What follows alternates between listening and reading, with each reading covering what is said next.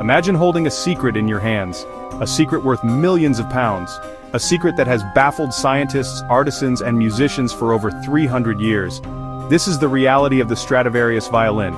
These instruments are not merely wood and string, they are puzzles wrapped in an enigma. Their sound is so rich, so powerful, so human, that it has never been perfectly replicated. The world's greatest violinists will pay fortunes for the privilege of playing one. But why? What is the hidden code locked within these celebrated instruments? The quest to answer this question takes us through history, science, and the very nature of artistic genius itself. It is a mystery that begins and ends with one name. To understand the violin, we must first understand the man. Let's travel back in time. We arrive in Cremona, a bustling town in northern Italy.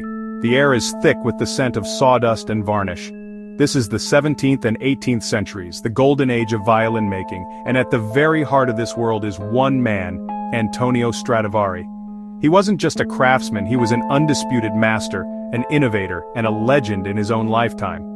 His workshop was the epicenter of the musical world, producing instruments of such sublime quality that their reputation echoed across Europe. He was a perfectionist, a tireless worker who, over a long and prolific career, is believed to have crafted over 1,000 instruments. Stradivari lived and worked during what historians now call his golden period, from roughly 1700 to 1725. One of the most compelling theories about the Stradivarius sound takes us not into a workshop, but into the forest. It points to the wood itself, specifically the spruce and maple that Stradivari used to craft his masterpieces. This theory suggests that the master luthier had access to a kind of superwood, a material with unique acoustic properties that simply no longer exists. Where did this special wood come from? The answer, some scientists believe, lies in a dramatic climate event.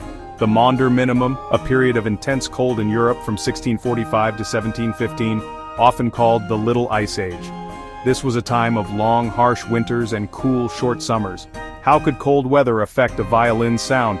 It's all about how the trees grew. During the Little Ice Age, the prolonged cold temperatures caused trees in the high-altitude alpine forests to grow much more slowly and uniformly than they do today.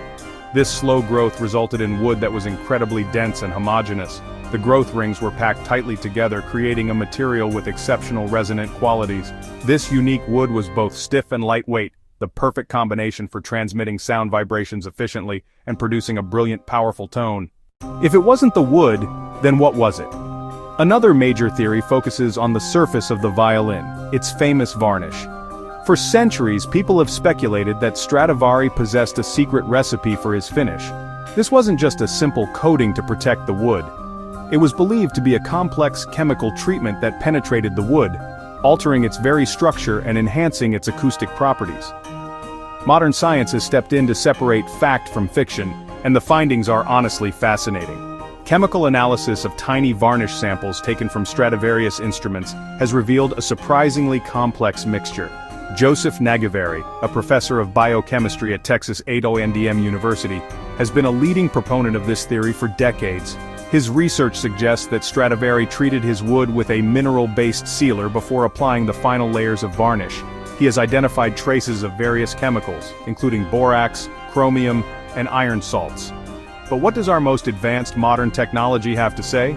In recent years, scientists have turned to powerful new tools to peer inside these priceless instruments without causing them any harm.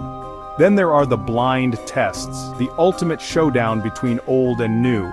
The results have been shocking. More often than not, the players cannot reliably identify the Stradivarius, and many even prefer the modern violins. These tests raise a fascinating and provocative question. Is the magic of the Stradivarius all in our heads? Ultimately, the Stradivarius code remains uncracked. It is likely that the truth is not found in a single theory but in a combination of all of them, a master craftsman working in a golden age of lutherie, using unique wood from a climatic anomaly, and treating it with a now lost chemical varnish. It was a perfect storm of genius, nature, and chemistry. After 300 years of searching, the mystery endures, and perhaps that is for the best. In a world where so much is known and every question seems to have an answer on Google, the existence of such a profound and beautiful secret is inspiring. It reminds us that true art will always hold a little bit of magic, forever, just beyond our grasp.